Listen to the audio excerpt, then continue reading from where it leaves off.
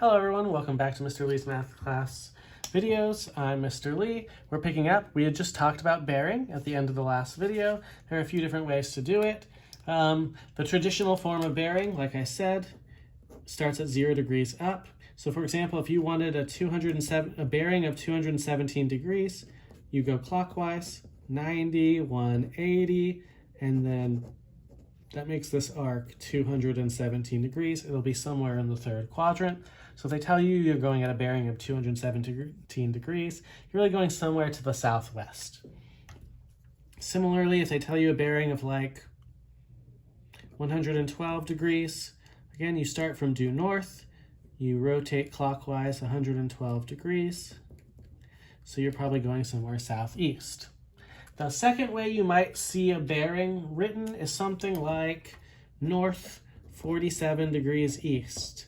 And you're like, what does that mean? What this really reads is 47 degrees east of due north.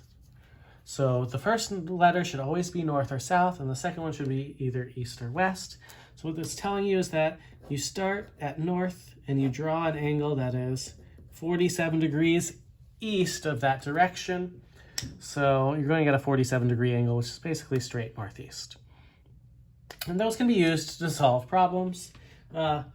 Because this is a section that requires right triangles, inevitably any turns made in regard to bearing should create a right angle somewhere in the problem, and so that should help you. These can be hard to do because when you change directions, you're always doing it relative to due north, so you kind of have to reason through what's going on using triangles. So I'll do number 6, and then I'll leave the one on the next page, number 7, for you to try. Radar stations A and B are directly apart from each other on an east-west line. So they're saying they're lined up east-west and are 3.7 kilometers apart. Station A detects an unknown flying object at point C on a bearing of 61 degrees. So we have some object C. And the angle relative from point A, the bearing, is 61 degrees. That means relative to due north, this is 61 degrees. Station B detects the same object at point C at a bearing of 331, which means the direction from due north from B to that thing, going all the way around, makes an angle of 331 degrees. Find the distance from point A to point C. So it's a little bit closer to reasoning. We'll draw it again over here just to reason through. Here's A and B. A is going this way to point C, whereas B, because it's 331 degrees, is going this way. Now let's reason through a few things, just so we know. This is 61 degrees. If we make a right angle from north, south, east, west, this is 29 degrees. Over here on B, we know that this whole thing was 331 degrees, which leaves the only missing piece of this triangle as also 29 degrees, which means this one is 61 degrees. And because this is horizontal, this totals to 180 degrees. That makes this 180. Similarly, because this is a 90-degree angle, if this is 61, this is 29. If this is 61, this is also 61. You may have seen this in geometry, alternate interior angles and how they work. Why did I call that 190? It's not 180, it's a 90-degree angle. So we do have a right triangle here. The right triangle is where the object is between A and B. But the only thing that I really care here is the distance from point A to C. So we're going to use that to our advantage. That means we have a few options here. I can use this angle, adjacent. This is the hypotenuse because it's opposite the 90. So we have adjacent over hypotenuse. I could also use the 61 and do opposite over hypotenuse. So you really do have choices. I'm going to use the angle 29. So we know that in order to get adjacent over hypotenuse, that's cosine. So the cosine of 29 degrees equals x divided by 3.7, which means x, if we move it to the other side, is 3.7 times the cosine of 29 degrees. And then we just have to type it into the calculator. Now again, like I said, this The setup is the hardest part about this. That will probably never change. So x, this distance is approximately 3.24 kilometers. One thing to note is that you at least knew, because this is the hypotenuse, that that distance should be less than 3.7, so you would always have that opportunity to check what's going on. But drawing the picture is really the integral part of figuring out what's going on in these bearing problems.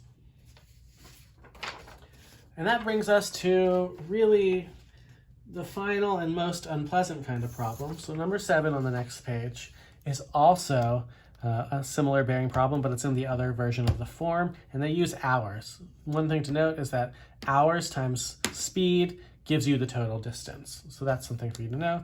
Is double angle of elevation problems are the most unpleasant and most involved version of the problems. Finding the height using angles of elevation. So it's basically two triangles. So a student is looking at the top of a statue from an unknown distance away, and he notices the angle of elevation to the top is 37 degrees. He walks 200 more feet away, and from that spot, the angle of elevation to the top is only 18 degrees. And they want to know how far the student was away from the statue and how tall the statue is. So this is kind of tricky. And this involves you recognizing what part is shared between the two triangles and how you can use that. So this length, since he walked 200 feet away, is x plus 200. So in the smaller triangle, the tangent of 37 degrees equals h over x, opposite over hypotenuse. But in the bigger triangle, the tangent of 18 degrees equals h over x plus 200. Now, both of these have the h, so if we can solve, the h is the same in both triangles, so if we can solve both equations for h, we can set them equal to each other. So in this first equation, h is equal to x times the tangent of 37 degrees. Here, h is equal to x plus 200 times the tangent of 18 degrees. Now, if these two things are both equal to h, they are equal to each other. So x times the tangent of 37 degrees equals x plus 200 times the tangent of 18 degrees. I think at this point, your best bet would be to distribute the tangent of 18, but before that, even get approximations for these two tangents in the calculator. So the tangent of 37 degrees is about, I'm going to go like 4 decimal places. It's about 0.7536. So x times 0.7536 equals x plus 200 times the tangent of 18 degrees, which is about 0.3249. And that's approximately even. Now distribute the 0.3249, so you have 0.7536x equals 0.3249x plus, we'll multiply 0.3249 times 200, 64.98. Now this is a linear equation. You just get all your x's to the one side, so you subtract to the other side 0.7536 minus 0.3249 to get about 0.4287x equals 64.98, and then you divide.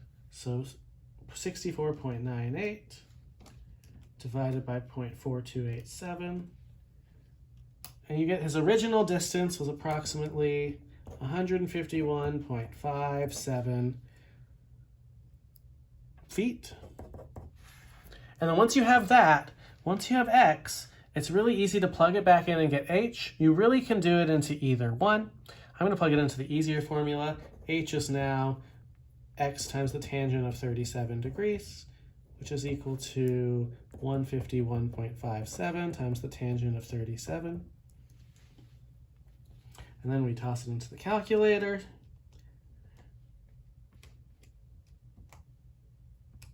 To get that the height of the thing is approximately 114.22 feet. So we got x, we got h, but it's very involved. And number 9 is very similar. Number 10 is also pretty easy, so that's it for this section.